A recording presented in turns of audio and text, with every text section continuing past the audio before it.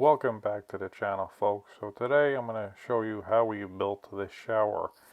And this is going to be considered a hybrid type shower. Now, when it's done correctly, it's going to last just as long, if not longer, as your standard one manufacturer shower. Anyway, I used to build all my showers with a foam curb, and that still works when the floor is level.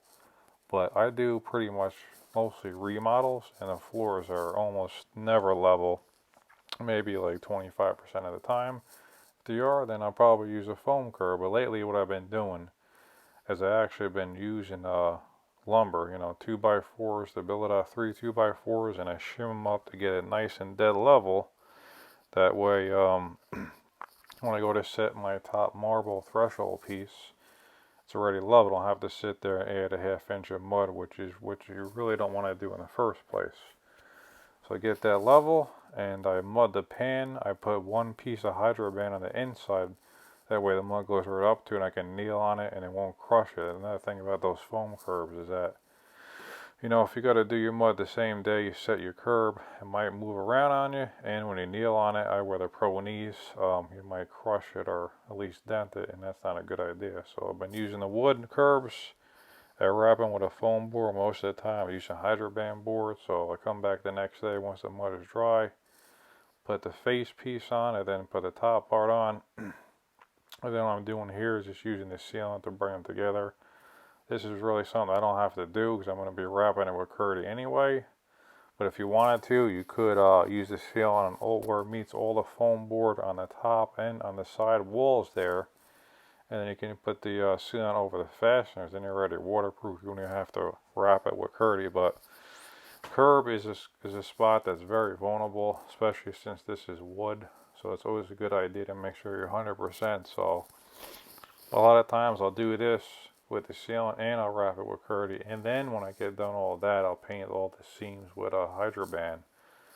So something you don't have to do, but doesn't hurt, right? So that's just step one of this shower.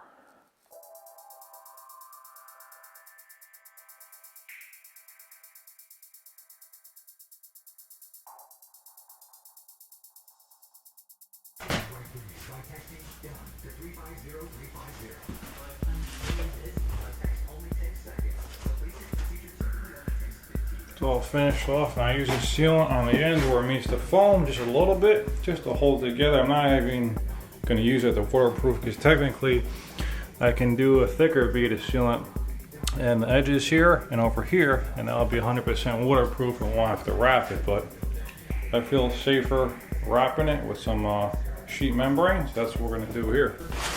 Okay, now step 2, I'm using Sluter Curdy sheet membrane to waterproof the whole base of the shower. What I like to do is dry fit and pre-cut everything. That way, once I mix up my thin set, I'm ready to go. I can get this all set in an efficient manner.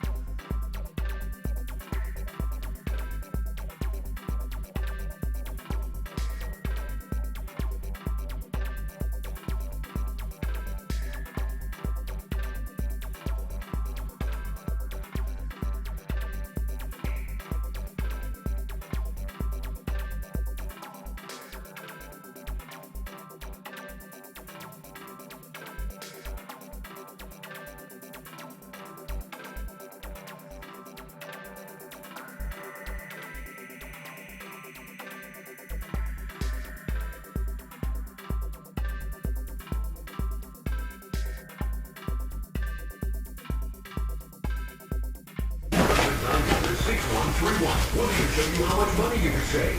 If you can't afford to pay off all your debt, you've got the credit card company. You think you credit associates now. Debt-free faster than you ever thought possible. Without debt, lender success. Call now. 1-800-900-6131. That's 900-6131. 1-800-900-6131.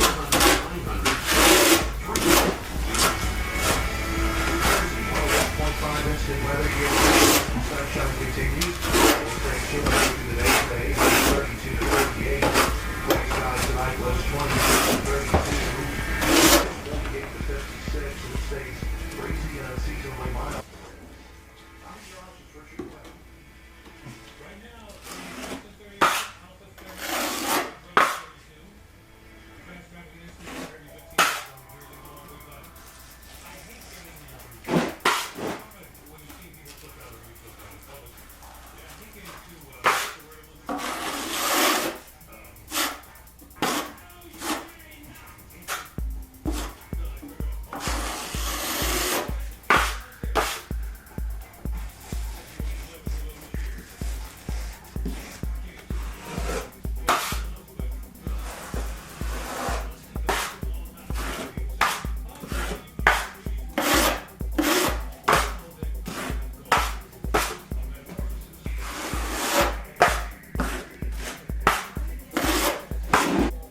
All she wrote.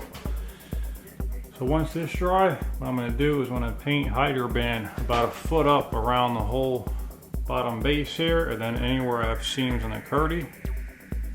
That's just the way we're going to do. We're going to open kill this bad boy. All the corners are in, ready to go. Okay, so the next day we put on a coat of hydro band just to make sure we have no wicking whatsoever. And all the seams, we came up with the walls about 12 inches. So this bad boy is going to be no issues at all. Watertight for a very, very long time.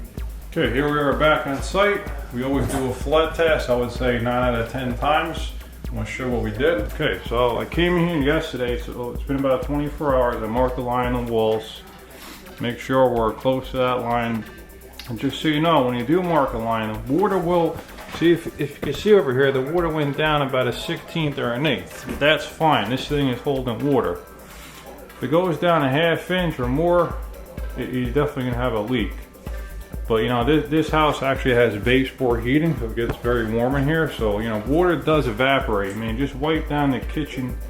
Let's say you wipe down your kitchen counter and you got a decent amount of water, and that's gonna evaporate within 10-15 minutes. So.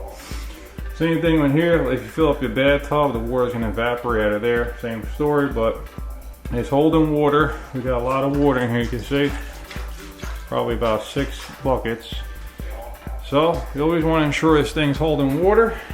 Today, we're gonna pull the plug, let this drain, and we're gonna start tiling the shower. There we go.